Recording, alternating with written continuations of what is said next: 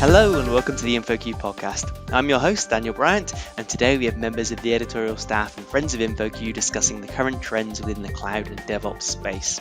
We'll cover topics ranging from AI and low-code, no-code, the changing face of serverless, the impact of shift left and security, and sustainability within the cloud. I'll start by letting everyone introduce themselves. Hi, I'm Helen Beale. I am Chief Ambassador at DevOps Institute, now part of the PeopleCert family, also Chair of the Value Stream Management Consortium and Co-Chair of the Value Stream Management Interoperability Technical Committee at Open Oasis, and a Strategic Advisor on Ways of Working. Lovely to be here. Thank you very much then. Abby, over to you.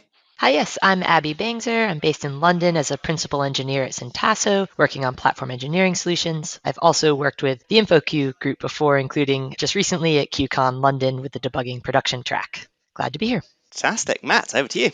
Thank you. Matt Campbell. I'm based in Canada, lead editor for the DevOps queue for InfoQ, and then also VP of Cloud Platform for an education company called D2L, where we do a lot of platform engineering stuff. Fantastic. And finally, last but not least, Steve-Jan, over to you. Yes, Stef-Jan Weir. So I'm based in the Netherlands. I'm a lead cloud editor at InfoQ for the last couple of years. I work as an integration Azure architect for IAC in the Netherlands. And yeah, I'm happy to be here. Fantastic. Thank you so much for taking time out of your busy days to join us. We'll launch straight in. Try not to be too controversial on the first question, right? But I want to set the high level piece. Now, two things with the cloud and DevOps space. I'm hearing cloud innovation is slowing down. Our colleague InfoQ, Renato, did a fantastic piece covering Amazon reInvent. And even he said that it's more evolution rather than revolution. Also, we've been seeing, is DevOps dead? We had some interesting conversations around that, right? So I'd love to get everyone's thoughts in terms of what do you see the big picture with cloud and DevOps? How are things moving? Where do you think things are going? So I think it's probably true that innovation has slowed a little bit around cloud. I mean, it's gone really, really fast for a long time, and now a lot of people are trying to adopt it. I think, we've got over things like lift and shift and learned a lot about not doing things like that, but there's still a lot of work for people to move workloads and re-architect workloads and things like that and adopt the things that have been invented for them. As for DevOps, definitely not dead. Don't be ridiculous. However, I would say that it has some problems sort of 13 years into its journey. It's reached some stagnancy, maybe dormancy in some organizations. They're struggling to really get it to the next level. That's personally one of the reasons I'm particularly interested in value stream management, as I see that as an option to help people unlock the flow and the value realization parts of it. But definitely not dead. Absolutely in the mainstream. Lots of organizations still working on getting it right in their organizations. I'm going to ask Abby to respond and let me know how much of what I've said she agrees with. Yeah, I think that whole, just to go for the easy one first, I agree on the cloud space. I think there's been a lot of evolution towards the original goal of cloud computing, which is access to the resources that you need on demand and with easy scalability. And we can see that now moving across more and more types of resources and becoming more ubiquitous, which is looking like evolution, even though in those spaces, it's revolutionary. I think that there's the DevOps conversation is really interesting because, as you say, the, again, intention of DevOps, just like the intention of cloud, I think is still alive and well. The intention of giving people access and autonomy in their teams to create business value without blockers is still something that we are all striving for and working hard towards. I think the concept of trying to say it is a developer person and an operations person sitting together on a team was never quite the intention, but was the attempted implementation, which we're now seeing cracks in after years of trying to do it. And I think that's showing rise to some of the other changes we're going to be talking a bit about in platforms, internal platforms, and other things. So absolutely. Matt, I see you nodding along there a few times. Yeah, I would agree. I think one of my favorite topics of late is the sort of cognitive pressure that people are put under. And I think, Abby, you were hitting on that, and Helen as well, where there's just in the approach to try to localize the development, to try to make sure we could deliver business value faster, we also overloaded teams. And even with all the cloud innovation that's happening, every time something new comes out, you have to figure out how that's going to fit in your worldview, how I'm going to integrate that into what I'm doing. Does it add value to what I'm doing? And I think we're seeing everyone has a lot on their plate. The tech landscape changes very quickly. Businesses want to evolve and adapt quickly as well. So I think it's all somewhat interconnected with the slowdown, in that we're now in a phase where we're trying to figure out how do we sustainably leverage all of the cool stuff that we've invented and created and all these ways of interacting with each other and move it to a place where we can innovate comfortably going forward. Love it. Steve-Jan, saw you nodding along there too.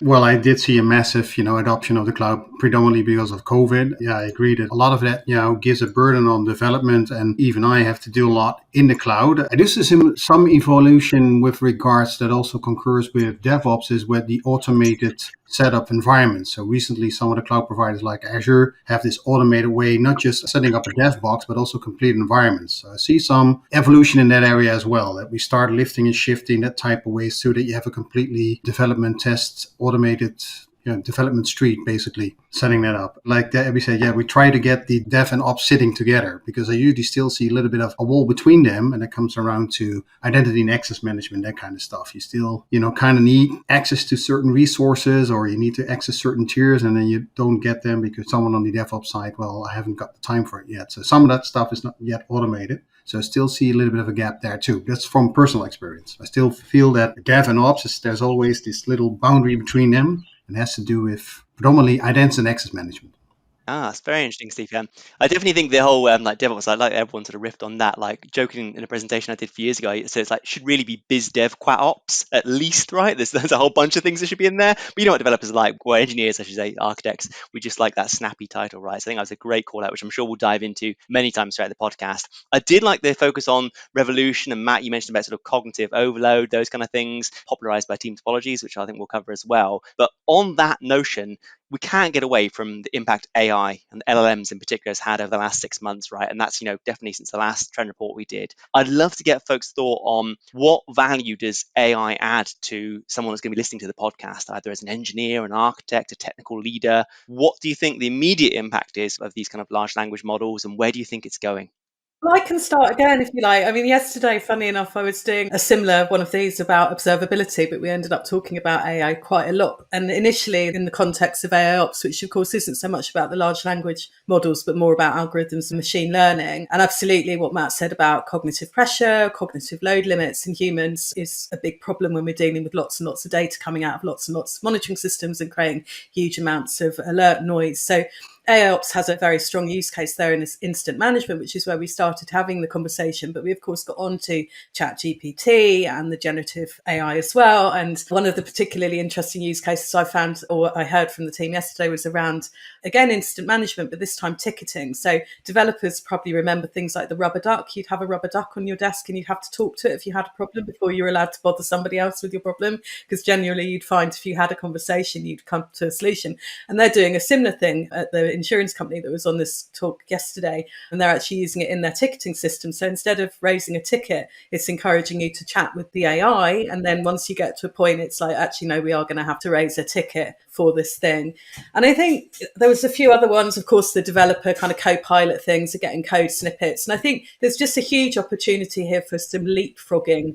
I see it in some of my daily work. So for example, recently we had a problem where we were writing a new course and the guy that was writing it was running out of time, and we needed some instructor notes writing. And usually in the past, that would have meant I'd Google the topic, spend 15 minutes digesting the information, and then, regurgitate something into an instructor note. But I could leapfrog sort of 15 minutes of work by asking ChatGPT the question and then validating the information and shuffling it around into taking the right bits out and the bits I didn't want out as well. But another slightly off topic but interesting ChatGPT story. I was doing some work on a novel that I'm writing this morning. And the scene I'm particularly writing, it's set on a celebrity cooking show and somebody's about to sabotage the cooking competition. First of all, I did it in pseudo-write, actually, which is a large language program for writers. And it came out with all sorts of suggestions about fiddling with utensils and ingredients. And then I stuck it in Bard, and Bard said, I'm a large language model thing and I can't help you. And then I stuck it in ChatGPT, and ChatGPT said, basically, I'm morally not allowed to help you with that. You're trying to sabotage somebody. So I thought that was great, though, seeing the ethics going on in the large scale open tools was fun. Anyway, probably a little off topic. Apologies for that. Who would have thought cooking in the InfoQ Cloud DevOps podcast? Fantastic. Anyone else got any thoughts on that? Well, yeah, I do. From the more than Microsoft side, I see a huge push through OpenAI initiatives, like Helen mentioned, Copilot. So many of the Azure and even Microsoft Cloud products or services now have a Copilot. So you see it in their tooling like Visual Studio, Visual Code. You see it at Microsoft on the Dynamics side that they have Copilots. A lot of the services at Microsoft, even something recent, the Microsoft Fabric, which is a complete SaaS data lake or lakehouse solution they have, is completely infused with AI. So yeah, you definitely see a big push and an investment on the Microsoft side. Yeah, I think to your question of like what would listeners care about in this space, I think the big thing is just to start getting involved and exploring what is possible and not possible, because it's very easy to poke fun at the prompts that show up on social media of like, look at how silly this AI is, the robots are definitely not coming for us, because it's true. There are things that you do need to validate. Helen talked about getting information back and then validating it before going off and posting that to a project or to a course. But at the same time, having an idea of what can be done for you, even if it's not yet in the language models today, and where you will be able to add value is, I think, a really big piece of what we're trying to figure out right now. And we're also just trying to figure out what that evolution will look like. And I think that prompting, there's that joke about being a prompt engineer instead of being a software engineer. I think it's a joke today to many people, but actually that ability to be creative and to think critically about the problem in order to generate useful suggestions, that's effective in a meeting. That's going to be even more effective when you start applying things like a large language model to it. So I think these are all the things that are coming down the pipe at us because of this new technology. Fantastic. Matt, any thoughts on that one? Well, it sounds like DevOps is going to get replaced by Dev Prompt Ops then, Yeah, love it. is what you're saying there. So yeah, I love the idea of leveraging tools like this to make our lives easier. Like, I think that's always been the dream of technology, is that we would have flying cars and be able to not have to work as much. And in some cases, kind of circling back to the first question, a lot of the innovation, I think, has actually maybe made us work harder in order to achieve some of our outcomes. And I love the idea, going back, like Helen, you're talking about with AI ops, and using that for monitoring, and especially with distributed systems, as you get observability in there, it's really hard to try to trace down where something's actually broken, and having a system be able to do the first stab at that and report back, maybe look over here and remove that. Something recent at work, somebody wanted to learn how to use Antler to help process a large amount of data that we had, and used ChatGPT to kind of help construct some of the initial scripts as a way to kind of guide their learning in that. So, using it to help prompt you and fill in gaps and give you a jump start. I think that as an initial jumping off point is pretty awesome usage of it. I'd love to see more developments in that area. Yeah, no, I love all the great sort of comments about sort of the validation, the ethics involved for sure. And I think we're all saying like the co-pilot, the pair programmer, the summarization is super useful. And I was kind of wondering, I was doing a lot of work back in the low code space a while ago. What do you think the impact of, say, AI is on low code? Is it disrupting it, right? The whole low code, no code space? Or is it going to augment it in that the tools to make things simpler were already there and now they're perhaps going to get even better? So I'd love to get people's thoughts on where do you think the low code, no code tools that are available in the cloud, where do you think they're going to go with the impact of AI? Funny enough, that came up in the conversation yesterday as well when we were doing takeaways. And the same chap from the insurance company that I was talking about, when I asked him for his vision of the future, that's exactly what he wanted. And as a head of DevOps in the technical team, what he actually wanted is his business teams to be able to use AI so that they could drive particularly things like self-healing and remediation around their core business systems. So people are definitely looking for that connection. I haven't seen anybody having it yet, but something that definitely I've seen people have appetite for. Has anybody seen it in action in the real world yet? So listeners of the podcast, there's a business opportunity there, right? A huge business opportunity. And I found it really interesting because traditionally when I've been a consultant, when we've had conversations about business people doing stuff with systems, people have started shouting about shadow IT and it being very undesirable to have these business people having their hands in the systems to that extent. So I found it quite interesting that we seem to be turning a corner because AI is actually supporting the business people, giving them an amount of knowledge that is probably safe. Like a small amount of knowledge can be dangerous. It feels like actually AI is lifting us out of that space where we can be trusted. And perhaps in the point that I made in response was it would be great to stop having this division between product management and software engineering, the business as people call it in technology, and actually having us collaborate as single value streams would be fabulous. I think it's really interesting with that point about how dangerous is it to have someone who doesn't particularly know about code to use these low code platforms. I think that's been the biggest debate on their uptake. And I've been hearing a lot of increased conversation about click ops, which used to be talked about in the sense of clicking around a browser to be able to solve your problem. But today's products and leaders in that space are talking about how you enable people to click around and do things if that is the right interface for them, but you result in code or something that is version controlled, is declarative in nature, and can be understood and evolved. And I think that the exciting bit about the LLMs and the AI side of things is that we're getting better and better code generation. We're seeing that with Copilot, with Codium, with lots and lots of other tools. can we get even better code generation people can actually use that don't want to click around the UI, can actually read, can actually evolve, can actually meet standards of our organization's code, but from that no code, low code spot. I think that will be an interesting evolution.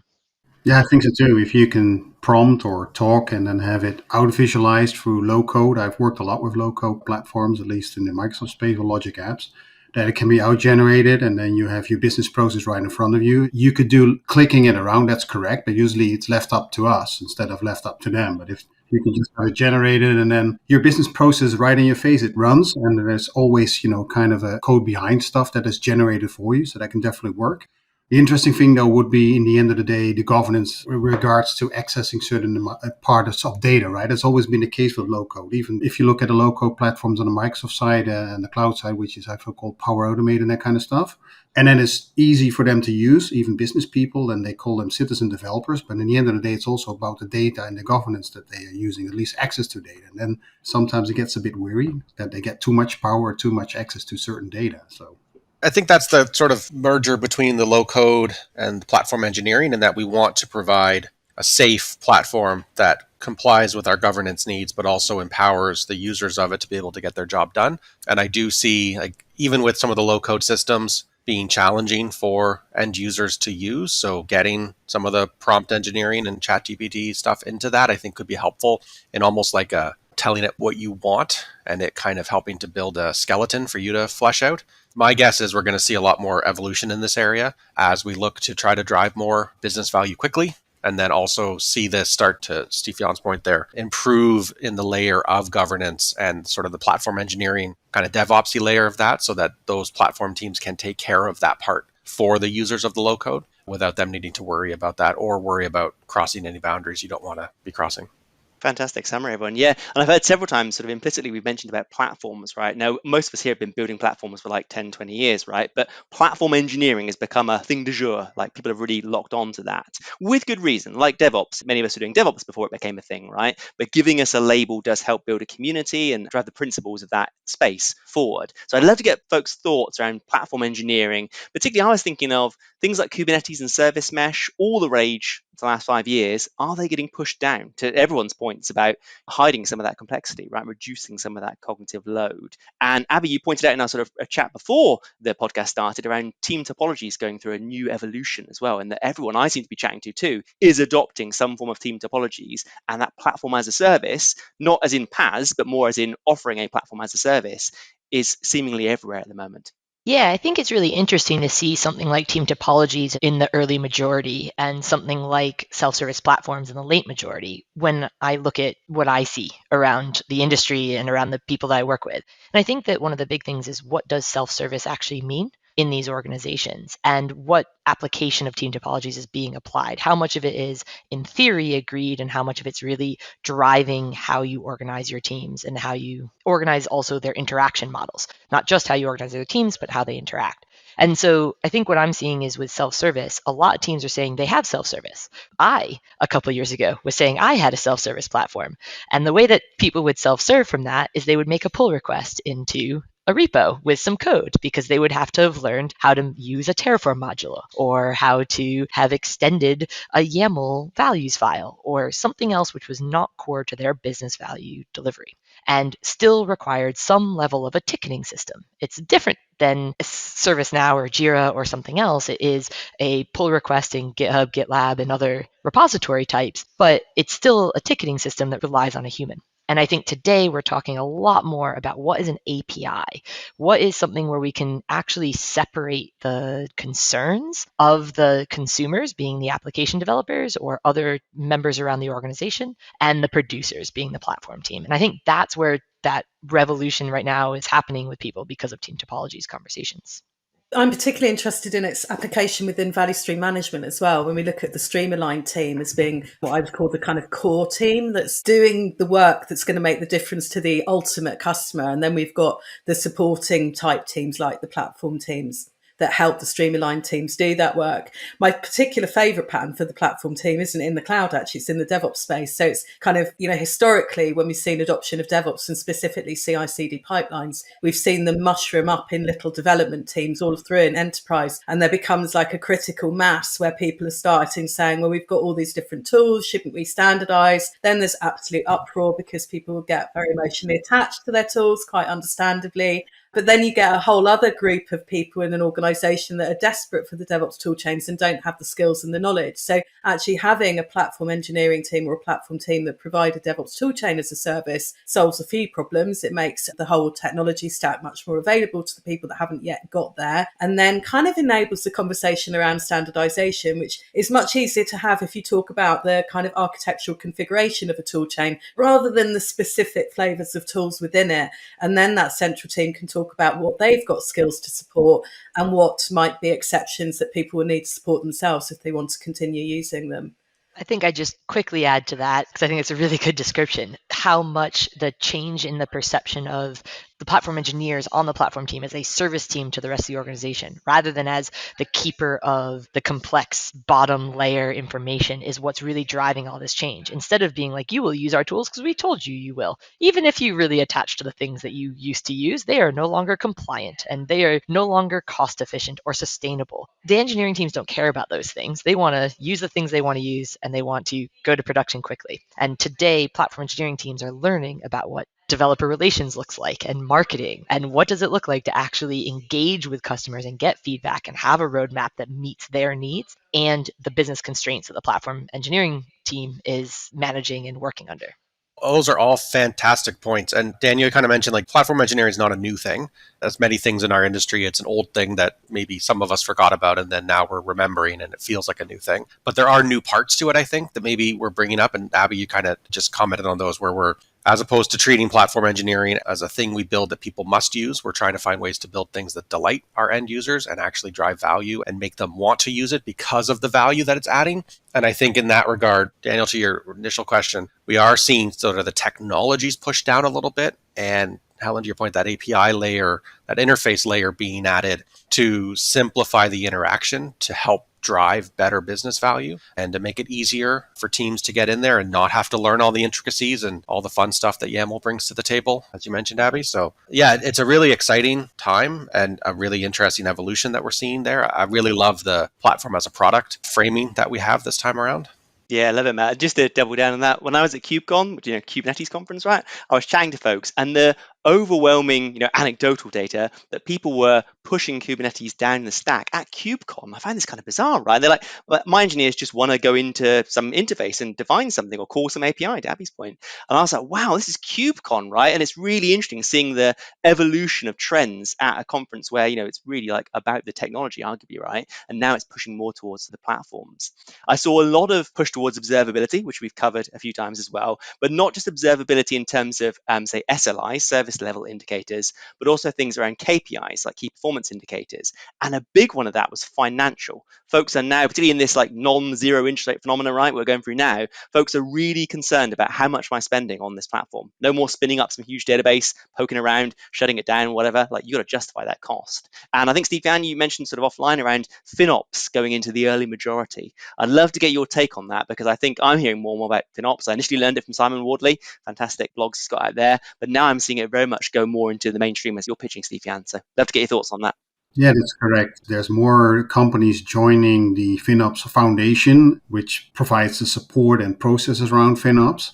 I do see a lot of tools popping up that can support your Finops and give you a look into what you're actually spending. But I feel that it's also important about the process and what are you spending versus what value are you getting out of it versus, just looking at tools. Because, the tools give you an idea, okay, I'm spending, but is the spending what you do justified or not? And that's what I think is great about the Finops Foundation coming in. And more companies like Microsoft and I think other companies, cloud companies as well, are just adopting it and are part of that journey as well. There's even ways of getting to know the processes. I think you can even do certifications. In my line of work, I see it more and more the discussion, okay, we have this running, but are we actually using it? We're not using it. Okay, we just get rid of it or we just turn it down. So even I see that back in our discussion as well. Why have we cut things running? And even on the personal side, I've got an MVP subscription, which allows me to basically burn money. But then I'm starting to get aware, like, these demos, I'm not using them. You know what? I'm just shutting them down. Although the credits are free, but it doesn't make sense. So even I'm starting to get more aware, because Finops also has to do with sustainability, which I learned during the latest QCon in London from Holly Commons with this light switch up, making us aware that we have stuff running that costs money. And I think it's even like 21 billion a year or two ago they were figured out, with all the cloud costs combined. It's insane. So it makes us aware that we should only spend when we should spend, right? Like a flick of a switch with energy. I think it's related to some of the sustainability and green ops things as well. So with the AI ops space, we've been having quite a lot of conversations about data and the fact that it seems like you might need to have a lot of data and therefore a lot of storage in order to get the information that you want, but making the differentiation between data at rest and data at motion is quite important in that context. Additionally, the AI steps in again. Obviously, that's part of AI ops, but another way that AI can help us in your classic big data scenarios, increasingly it can identify where you've got data that's not being used, where there's no APIs or anything that is calling it's not being used as an asset by any of your applications. So increasingly, AI is becoming like a data housekeeper, where it can tidy up and save us space. And that's good from a planetary perspective as well as a personal kind of or a company financial perspective. So changing gears, at InfoQ, we've definitely seen a lot of attention being put on security now. With the software supply chains, SBOMs, there's lots of great technology going on in that space as well. When I go to conferences, I'm hearing anecdotal information from developers that they're getting a bit overwhelmed with this whole shift left, right? Some folks are even jumping, it's more of a dump left, as in they're just dumping all the responsibilities left, do you know what I mean? Rather than actually thinking about how can developers think more about security. I need the tools, I need the mental models, right? So I'd love to hear folks' thoughts on, are you seeing folks in the wild caring more about this? Are they implementing more of the solutions? And what's the impact on developers and architects? Yeah, I see a lot of it in my line of work. So security becomes more important. You're right about the shift left. At least developers are giving the burden of making things more secure. When it comes to cloud platforms, they have to deal with the operational side of things too, with identity and access management, but also their, let's say, functions or whatever they're running, like code, accessing what type of system, what type of security model is in place. Predominantly, or most commonly, it's OAuth. And yeah, that's kind of what you need to do. You need to go to the identity provider, get the token, and then access the service. Or even some of the platform have something like managed identity. So then the cloud platform takes away that, and then you have to be aware of that. And then it comes back to giving the managed identity access to, whether it's also key vaults and that kind of stuff. So it all migrates into that developer that needs to be aware of all these nitty-gritty details. So it can be overwhelming if you're less, say, security aware. It's definitely important, and I'm seeing more of a push towards it by leadership, which is usually the thing that pushes security onto the developers, right? Because developers, and not every developer, but many that are there, their first instinct is not to go straight to the SBOMs, right? If they're being pushed for new features, that's what they're focusing on. But when the company has raised that the risk there for security is important enough, they will take on that responsibility and do that work. I think the interesting thing about security is it's going through a similar evolution and growth pattern that a lot of technologies go through, which is the first solutions are made by experts and they often need to be used by experts. And eventually those start to get smoothed out and become easier to be used by other people in the industry, more user-friendly. And I think that that's maybe the phase that we're getting into now with the security tooling, is people are realizing that some of the early days security tooling isn't quite user-friendly, and the current tooling is trying to evolve into more user-friendly ways of working. Yeah, I would agree that there's definitely a lot of research into SBOM specifically about questionable implementations and value of them, and are they actually delivering on what they say they're going to be delivering? And then I think to your point, Abby, like there's new frameworks coming out like Salsa that as a product developer might be too in depth for me to actually be able to get into and understand how do I actually do anything with this. And I think the gap that we need to look to fill is, circling back to team topologies, is treating security as an enablement function and finding ways to have that team build platforms that can help with some of these things, but then also enable through education to make sure that teams understand the important parts of the things that they need to do as they're working through the code. I would agree. It definitely feels a lot like a dump left at this point with just all these things going on. And the big push from leadership, even from the government level, to help shore up the supply chain is leading to a lot of, to your point, Abby, like expert-driven implementations, which don't necessarily translate well to ground level trying to get it into your code. Now, I know we're mainly focused on higher level techniques and approaches in our trend report, but I did want to dive a little bit deeper for a moment on a couple of cloud technologies that I think these are having an outsized impact. And the first one is WebAssembly, Wasm, and the second one is ebpf, which we're seeing a whole bunch too. Now, I've just got back from a fantastic event in New York, QCon New York, and there was a really good presentation by Bailey Hayes from Cosmonic on WebAssembly components. I've also been reading a whole bunch from Matt Butcher and the Fermion team about what they're doing with WebAssembly too. I'm really seeing this promise of the write once, run anywhere, which I appreciate is a bit ironic coming from a Java developer, right? I've worked in Java for 20 plus years, and this is one of the platform's original promises, but I think this is the next evolution of that promise, if you like. Now, both Bailey and Matt and others have been talking about building this case for reusability and interoperability. So the idea with WebAssembly components that Bailey was talking about is you could build libraries effectively in, say, Go, and then call them from a Rust application. And any language that can compile down to Wasm, this kind of promise stands, which I thought was really easy for that true vision of a component model within the cloud, right? I also thought it was super interesting, like you can build your application for multiple platform targets. Now, given the rise of ARM-based CPUs across all the cloud hyperscalers and the performance and the price points, this is really quite attractive. I know Jessica Kerr has talked to InfoQ multiple times about the performance increases and some of the cost savings as well that the Honeycomb team saw when they migrated some workloads to the AWS Graviton processors from Intel processors. So very interesting thinking points there. I'm also seeing Wasm adopted a lot in the format as the cloud platform extension format. For example, I grew up writing Lua code to extend Nginx and OpenResty, and now we're increasingly seeing Wasm take that space. They're being used to extend cloud-native proxies like Envoy and the API gateways and service meshes that this technology powers.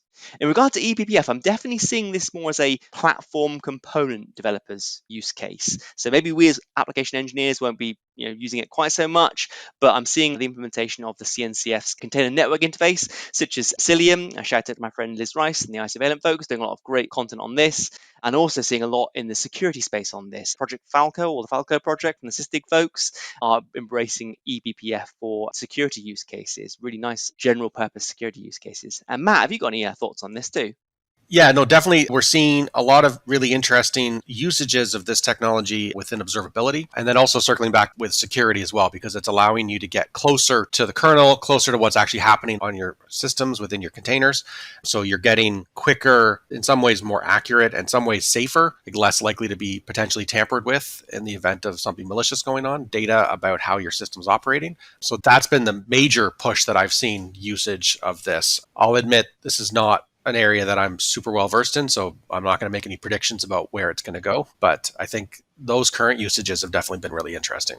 Fantastic, Matt. Fantastic. Should we move on to OpenTelemetry? I saw a couple of folks highlighted OpenTelemetry. And again, we've mentioned observability several times in the podcast, right?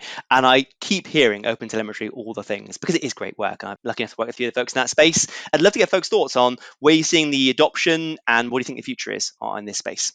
So for me, it's gone really rapidly in my AI ops world from this is coming soon to this is what you should be using, de facto standard, everyone. It works really well, really, really fast, like faster, I think, than I've seen anything else be adopted. Abby's nodding. She agrees with me. Yes, I just think it's something that took a long time to get to version 1 in a lot of languages, but once it got there, it had been being built by so many amazing people around the industry and was cross-vendor to begin with. There was many vendors that were actively putting their engineering time into building this the right way that I think it became quite easy to call it the de facto. And it's so core to your applications, it needs to be that cross-language friendly in order to be used across your platform. So absolutely. Yeah, I've seen it too. Like Helen said, I agree. I see a rapid adoption too, because like last year, I've never heard of it, but now I have. And it's even Microsoft even are embracing it and putting it into Azure Monitor and stuff. And last QCon London, there was a great presentation on OpenTelemetry. It came about people like Honeycomb.io that have adopted it. So it's cross-vendor, right? So there's a lot of adoption there too.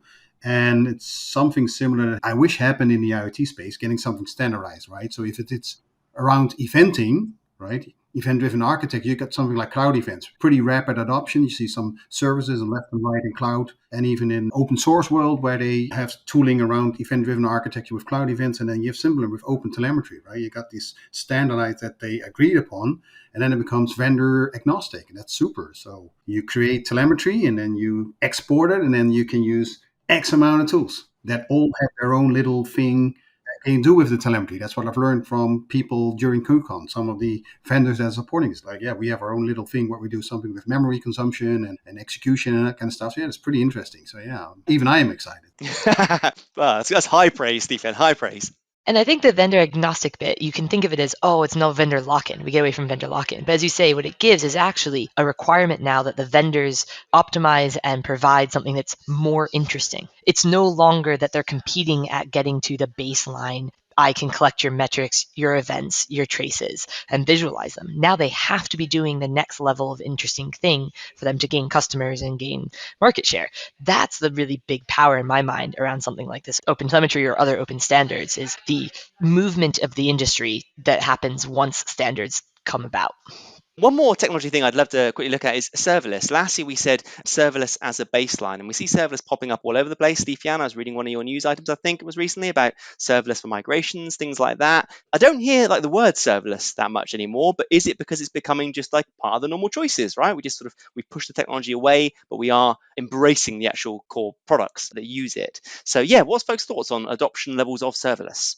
Well, I think serverless becomes just managed, like we have a managed service for you. And then, usually a lot of these services have something like auto scale in it, and you have units that you need to pay for, right? So that's some micro billing stuff. So it's what you consume. And it's all migrated into what we call managed service. Sometimes you see pop up, we have a tier in our product that now is called serverless something. Serverless database or serverless, any type of resources. When it's AWS, Google, or Microsoft, a lot of their services now also have some serverless component in that too, which means the auto scale, which means the micro billing, which means all the infrastructure is abstracted away, which you don't see. So making it easier for the end user, basically.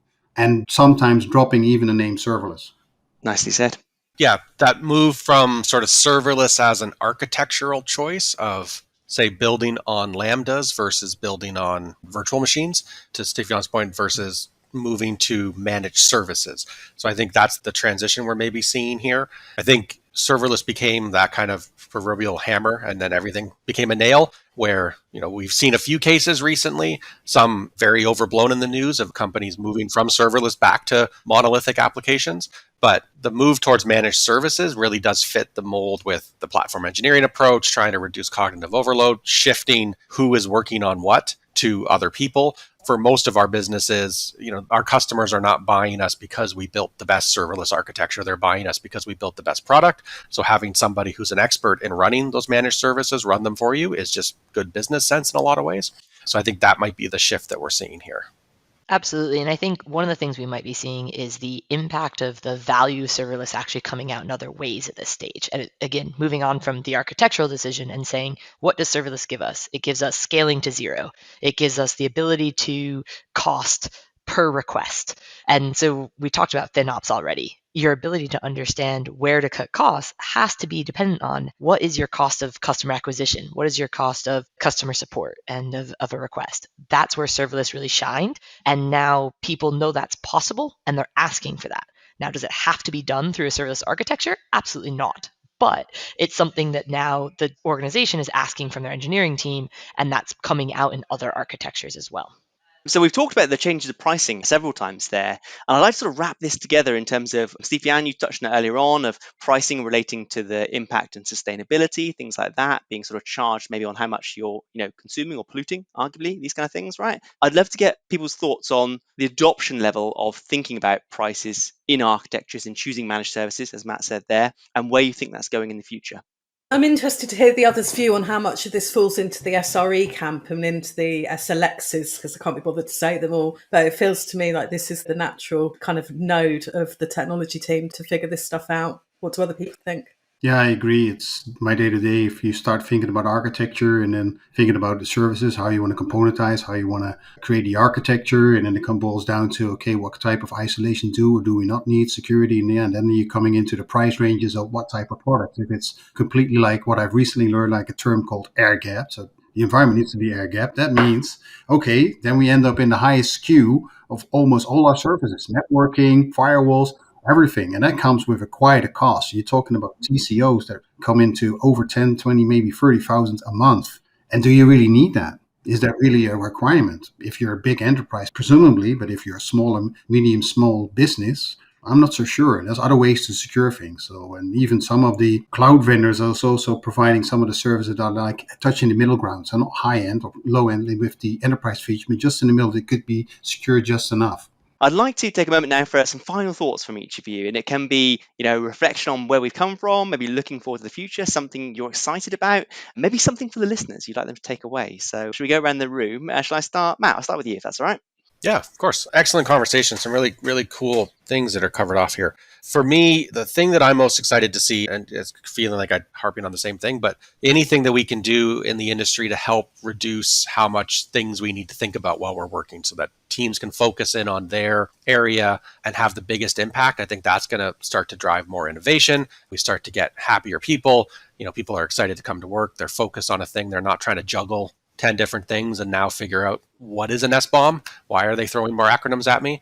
So those kind of innovations, mergers of AI ops and ChatGPT into platform engineering, and even the sustainability and Finops stuff, like trying to find ways to reduce cost and reduce the amount of things that we're working with, I think are all good shifts in that direction. So I guess if there's a kind of a call to action, it's, try to build things that move us in that direction. I think that's a healthy way for our industry to go. Love it. Abby, do you want to go next? Sure. I think anytime we have these kinds of conversations about trends, it's hard not to talk about the fact that a different word for that might be hype cycles. And I think there's a lot of things that can feel like hype cycles, but the power behind what creates that hype is that there is a nugget of opportunity there. And I think what ends up happening is it's easy to dismiss the nuance and the opportunity to the fact that there is marketing jargon and hype around it that maybe is overselling something or is particularly overselling the application of it, not just what it can do, but also how widely applicable it can be. And I think what's been really interesting about the trends on this call that I've really enjoyed is that a lot of them are not new. We talked about from the first get-go how we've been building platforms for decades across the team here. And I think at the same time, we are doing new things. We are learning from our experiences, and we are actively seeing evolution to create more value for our users, for our industry. And I think that's what's really exciting right now. Fantastic stuff. Helen, do you want to go next? I'm going to be quite quick and just say that I think I'm going to go and have a chat with Bard about ClickOps because that sounds very interesting. Fantastic. Steve, yeah, over to you. Yeah, really happy about, all the developments that happen in the cloud, the sustainability, the FinOps, but also seeing open source being adopted everywhere. I really, enthusiastic about the open telemetry. I'm interested seeing that cloud events. I see that adoption overall of what happens in that open source, helps us also standardize and maybe even make our lives a little bit better than have to juggle around with all kinds of standards and things you need to do. I hope that the AI-infused services like the co-pilots and stuff and ChatGPT can just make us more productive and try to help us do our jobs better. So I'm excited about that too. So yeah, that's just a lot of things going on. I even enjoyed talking to you all guys. I even learned a lot of things today. So that's also cool. Amazing. I'll say thank you so much, all of you, for taking time out to join me today. I'll wrap it up there. Thanks a lot.